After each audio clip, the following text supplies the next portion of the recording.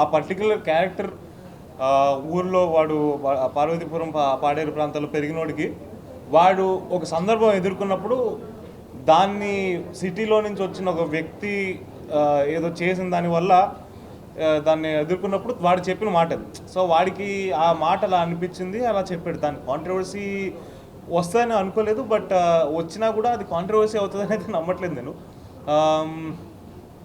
ఇంకా అది అది ఆ సందర్భం ఏంటని చెప్పేస్తే ఇంకా చెప్పేసినట్టు సినిమా. అవును,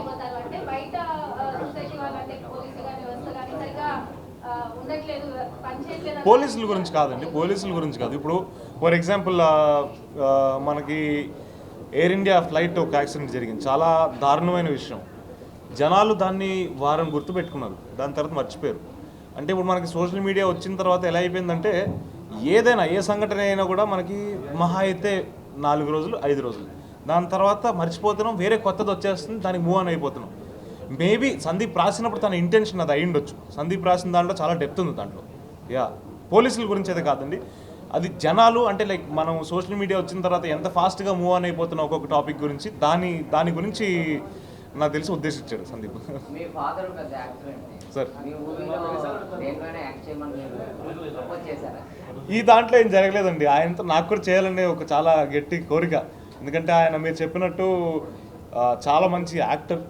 సో మేమిద్దరం కలిసి స్క్రీన్ స్పేస్ చేయాలి అని నాకు చాలా కోరిక ఉంది. అమ్మతో కూడా చేయాలని ఉంది, మా కుటుంబం అంతా చేసే ఒక ఏదైనా ఎందుకంటే అందరం దీంట్లోనే ఉన్నాం. అందరికీ సినిమా అంటే చాలా ప్రేమ, చాలా ప్యాషన్. సో కలిసి ఏదో ఒక రోజు చేయాలనైతే కోరిక ఉంది, బట్ ఈసారి జరగలేదండి.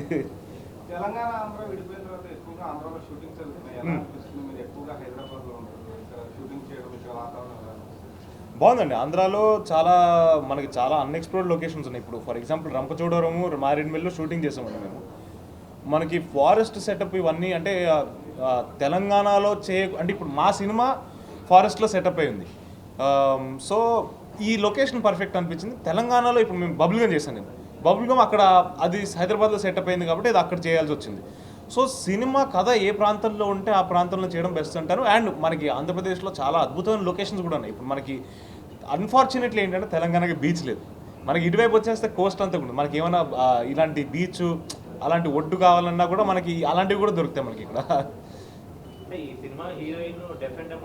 అవునండి.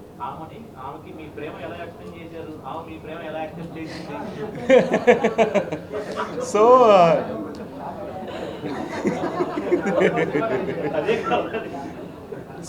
సినిమా ఇంకా చెప్పేమంటారు, స్టోరీ చెప్పేస్తాను.